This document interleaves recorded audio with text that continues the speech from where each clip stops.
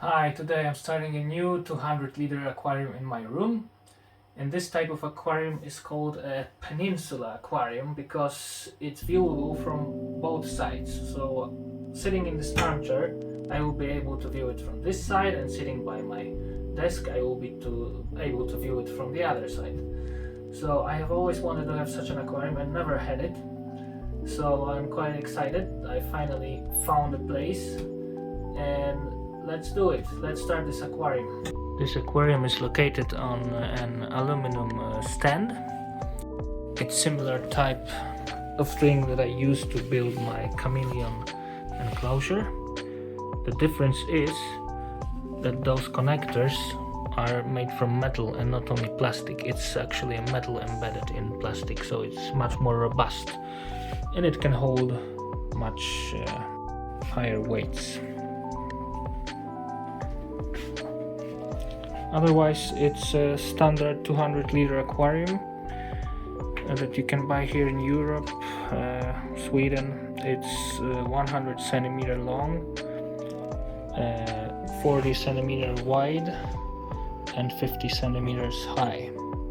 This tank was previously used for axolotls, my daughter's axolotls. However, it was too high for her. She had difficulties to reach to the bottom, so we changed it to the tank of the very similar dimensions, but the only difference was that it was 10 centimeters lower, so now she can reach to take care of her axolotls. The legs on this tank are, as you can see, adjustable, so you can level the tank correctly and avoid any problems with uneven weight distribution later on. Make sure to always level your tank before filling it up with water.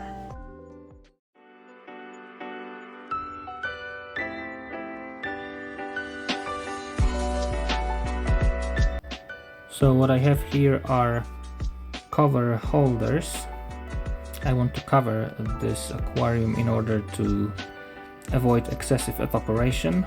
There's quite a lot of aquariums and terrariums in this room already, so humidity may become a problem. And secondly, I wanted to prevent the fish from jumping out. So these holders were ordered on Amazon, and they are made of metal, and as you can see, I had to bend them a little bit to make them fit better on the rim of the tank. So in the beginning I wanted to cover this aquarium with those pieces of acrylic that I had left from the chameleon enclosure build, but as you can see, they are too soft or too thin, so that it doesn't look very well. So the alternative may be to install a middle brace on which these acrylic pieces may rest upon, or to order pieces of glass cut to the size. And using glass may be advantageous since acrylic is very easily scratched. And this is the filter that I intend to use, at least initially. This is quite a small filter, so I will be using just the power head from the filter and use a large sponge. And basically I wanted something that will allow me to start to cycle this tank to establish the bacteria population in the filter, and later on, depending on which species I will keep, I will maybe upgrade to a stronger power head or just change the filter altogether. Here you can see different elements of the filter. You can attach the holes for aeration and regulate the aeration. You have a sponge that is a kind of a pre-filter that filters all of the impurities before water gets into the biological chamber, which is this item. It contains some bioceramic media.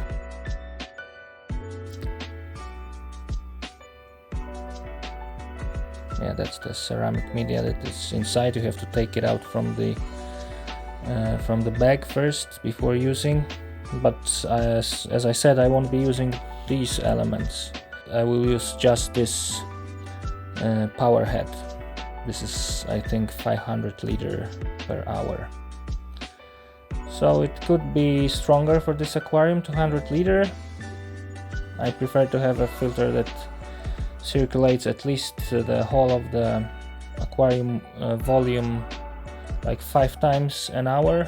This filter will allow me for circulation of 2.5 times per hour, but I will be using, as I said, this sponge. It doesn't really fit to the solution that I have here. I used it with a different power head before, so I have to fix it before using. I will take out some of the elements and try to adjust it to make a tight fit with a power head. So as you can see, this PVC pipe is perforated so that the water is drawn into the sponge through all of its height, not only in one place, so that you have a fresh water inflow for the bacteria that is inside the filter in the whole area of the sponge. Here I changed a piece to make it fit to the power head. Yeah, and now I can insert the perforated PVC tube and the water will be drawn through the whole area of the sponge.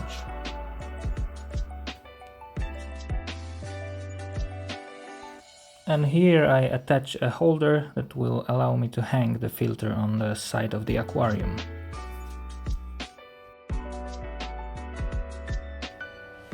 So I haven't decided yet what I will be keeping in this aquarium, and it's a little bit problematic because I live 500 kilometers from the nearest decent aquarium shop.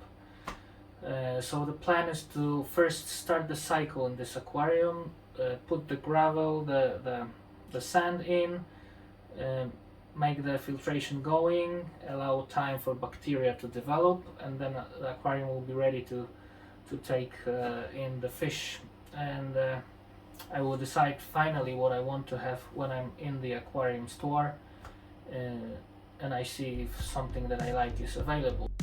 This is the sand that I'm using. It's quartz sand with a gradation of between 0.5 and 1 millimeter. So I took a 20 kilograms bag and I cleaned it, and I decided to use a bit of more coarse gradation sand in case I want to have some plants.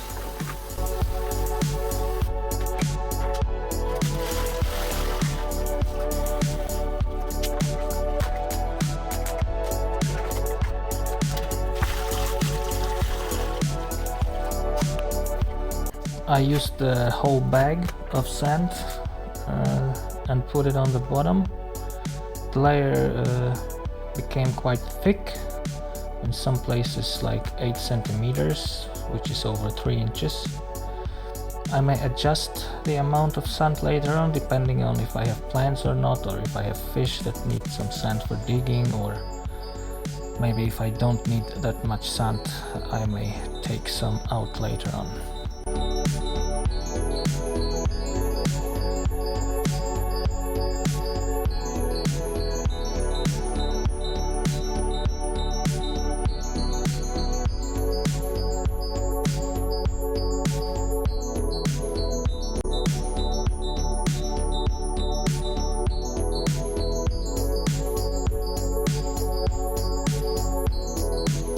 Here I install electricity to be able to plug in filters, heaters and lights.